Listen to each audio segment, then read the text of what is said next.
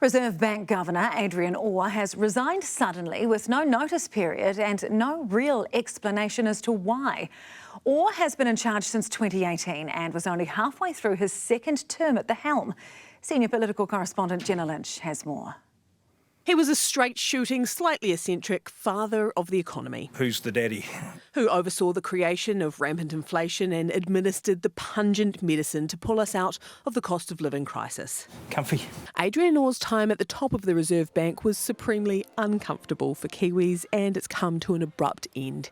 He's gone as of today, an acting governor put in place, and for much of the day, no one was saying why. This is a decision that the Reserve Bank Governor has come to, and it is therefore for him to characterise his reasons. The silence radiating from the Reserve Bank for most of the day meant politicians were left to fill the void, and they could not. I was made aware of it today. I have been aware for the past few days that discussions have been occurring with the Reserve Bank Board between the Reserve Bank Governor and the Board.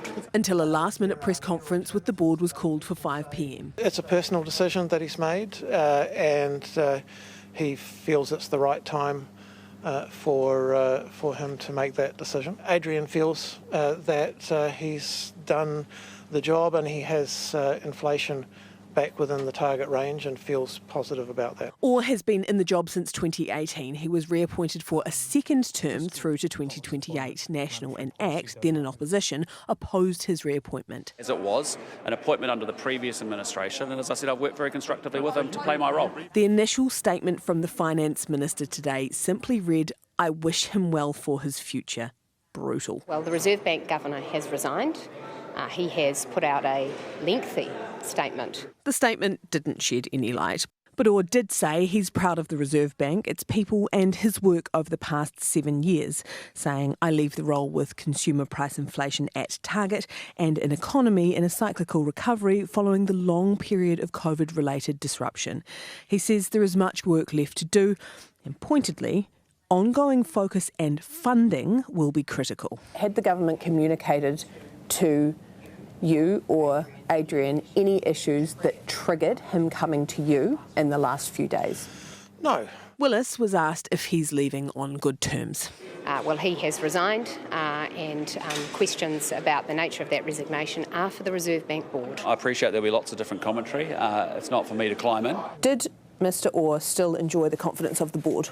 My relationship with Adrian has been very good, and I have confidence in Adrian, yes. Are there any conduct issues outstanding?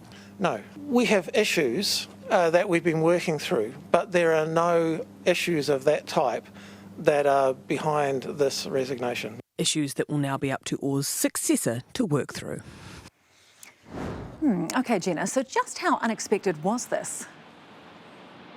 Incredibly so. Adrian Orr was set to host a conference of the world's central bankers here in Wellington tomorrow. He'd been hyping it up as 2 days of cut and thrust excitement, so to be missing that, he must have really been at the end of his tether. This is a highly unusual way for a governor to step out of that role. Boom, gone as of today. The questions surrounding the funding seem to be the critical ones here, whether or not there was some kind of blow-up between the governor and the government. There has been no love lost between the pair. This government was highly critical of the Reserve Bank Governor when they were in opposition. As for his legacy, Adrian Orr's statement did not make any admission that perhaps he left the money printer on too long during COVID, leading to high inflation, the cost of living crisis, and then the antidote to that, rapidly rising interest rates, intense mortgage pain for households, telling Kiwis to rein in their spending,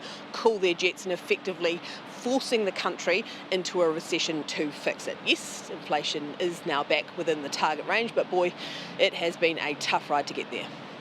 Our senior political correspondent Jenna Lynch there live from Wellington. Thanks so much, Jenna.